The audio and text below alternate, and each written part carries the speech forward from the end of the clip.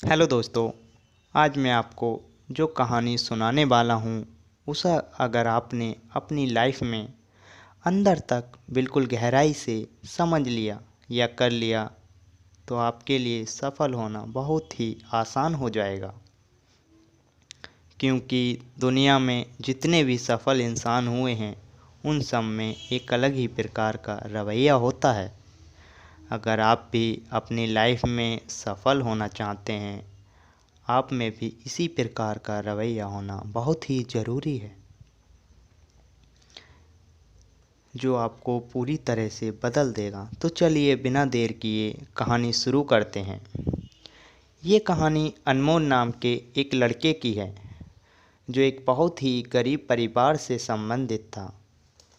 उसके पास ना कोई बड़ा घर था और ना ही अच्छे कपड़े या जूते पहनने के लिए पैसे थे। इसी कारण से उसकी पढ़ाई भी अच्छे स्कूल में नहीं हो पाई थी।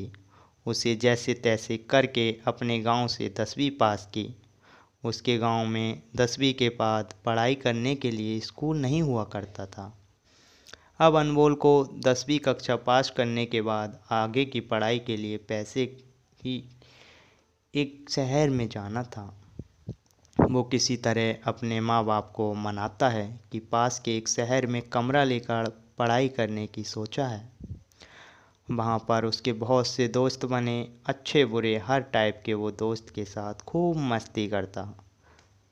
देखते ही देखते उसकी ये मस्ती, उसका ये मज़ा इतना ज़्यादा हो गया था कि अब वो गलत रास्ते पर चलने लगा था। अब उसकी लाइफ में आता है एक टर्निंग पॉइंट, क्योंकि वो 11वीं से जैसे तैसे पास हो जाता है। लेकिन 12वीं की परीक्षा होती है, वो होती थी बोर्ड की। बस एक ही महीना बाकी रह गया था। वो अपने मज़े के चक्कर में भूल ही गया था कि वो एक बहुत ही गरीब परिवार से संबंधित है। उसके माँ बाप को उसकी पढ़ाई को लेकर बहुत ही ज़्यादा उम्मीदें थीं। लेकिन अब तो वो नशे का आदी हो चुका था। करता भी क्या, अब तो वो दिन आ ही गया था जब उसकी परीक्षा होनी थी। अनमोल परीक्षा तो देता है, लेकिन उसने कुछ भी तैयार नहीं की थी, जिसकी वजह से वह परीक्षा में फेल हो जाता है। ये अनमोल के लिए एक बड़े झटके से कम नहीं था। वो बहुत रोता था, पछता रहा था कि इतना गलत किया ही क्यों। वो सोच रहा था कि वो ना ही शहर आता और ना ही गलत चक्करों में पड़ता। लेकिन वो तो अपने ही नशे की आदत के कारण अपना समय गंवा चुका था। वो सड़क पर बैठा हुआ रो ही रहा था। तभी उसकी नज़र पड़ती है पास ही से निकल रहे एक आईपीएस अधिकारी पर, जो कि एक हट्टे कट्टे 6 फीट लंबे थे। उसी समय उन्हें देख उसके अंदर से एक चीख निकली, चाहे जो हो जाए, अब वो प्रतियोगी परीक्षाओं को क्रैक करने के लिए आईपीएस अधिकारी बनकर ही रहेगा और अपने माँ बाप को और दुनिया को बता दूंगा कि वो हारा नहीं है। अब वो फिर से 12वीं पढ़ा है, यह बार तो अच्छे नंबर से पास भी हो जाता है।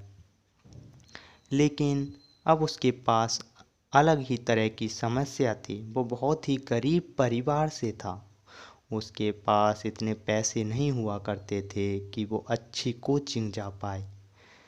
यहाँ तक कि उसके पास इतने पैसे भी नहीं हुआ करते थे कि वो अपने रूम का किराया दे पाए। तभी वो किसी तरह पढ़ाई के साथ में एक लाइब्रेरी में पार्ट टाइम जॉब करने लगा। यह बचे हुए समय में अपना पूरा मन लगाकर पढ़ाई करने लगा। अब सब कुछ अच्छा चल रहा था। एक दिन उसके काम करते समय ही लाइब्रेरी का मालिक आ जाता है। या वो देखता है कि अनमोल तो सो रहा है। अनमोल उसके एक दिन पहले हुए कोचिंग टेस्ट की लगातार 2 दिन से तैयारी करने के चलते काफ़ी थक चुका था, इसलिए उसे थोड़ी सी झपकी आ गई थी। लेकिन हमें लाइब्रेरी के मालिक को लगा कि ये तो रोज़ इसी तरह सोता होगा और उसे महीना की सैलरी दिए बिना ही उसी वक्त जॉब से निकाल दिया। अब अनमोल की तो मानो दुनिया ही हिल गई थी, क्योंकि वो उसी जॉब के पैसे से अपना रूम रेंट या खाने पीने का खर्चा चलाता था। अब वो 2 दिन तो रूम पर जैसे तैसे निकाल देता। अब अगली ही रात उसे बहुत तेज भूख भी लगी थी, क्योंकि 2 दिन से उसके पेट में अन्न का एक दाना भी नहीं गया था। अब भूख से बेहाल उसके शरीर में बिल्कुल भी ताकत नहीं बची थी। अब ऐसा लगता था मानो अगर वह भोजन नहीं मिला तो वो चक्कर खाकर ज़मीन पर गिर जाएगा। उपयोग करे थोड़ी दूर चलते चलते वो कॉलोनी के एक ही सावित्री होटल के सामने पहुंच गया।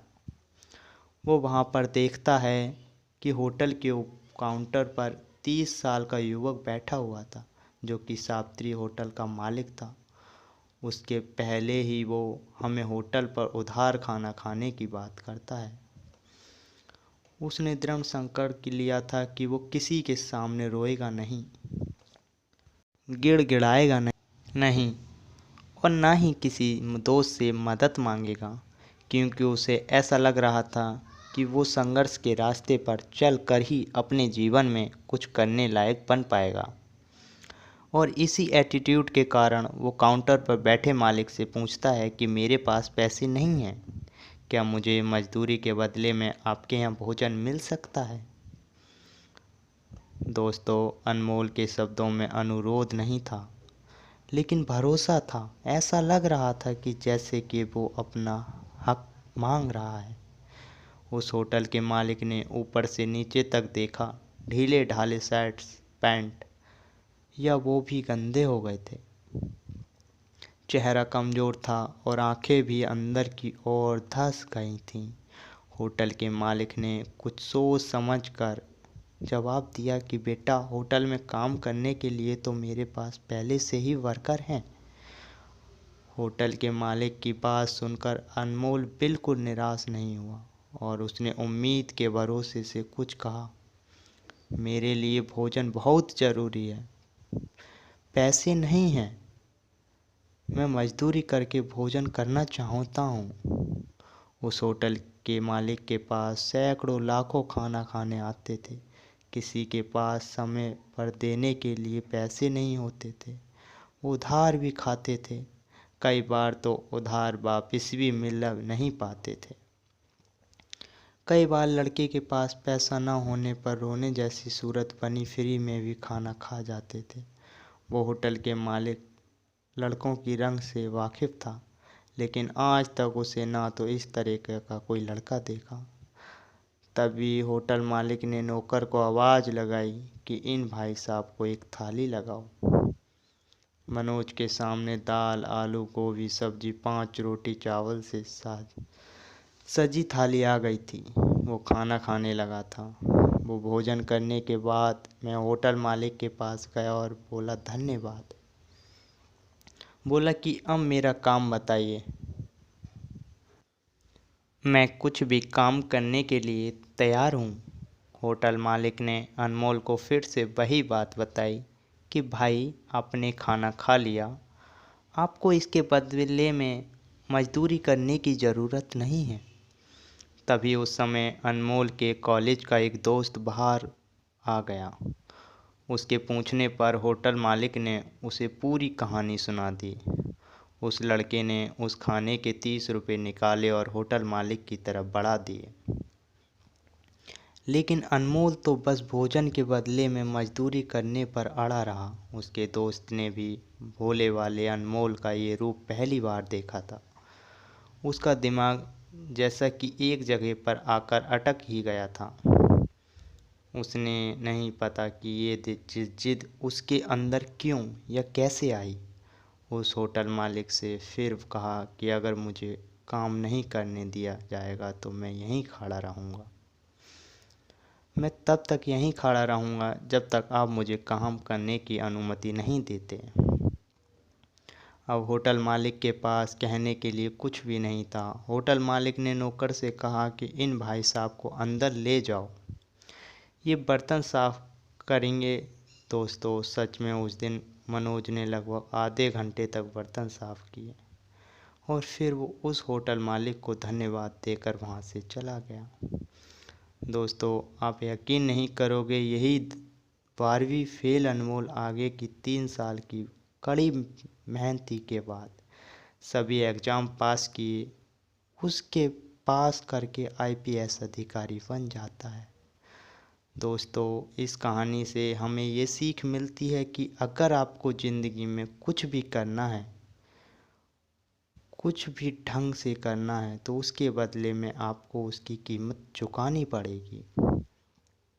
अनमोल की उसी दिन समझ में आ गया था कि उसे अपनी ज़िंदगी में जो भी चाहिए उसके लिए उसकी कीमत चुकानी पड़ेगी।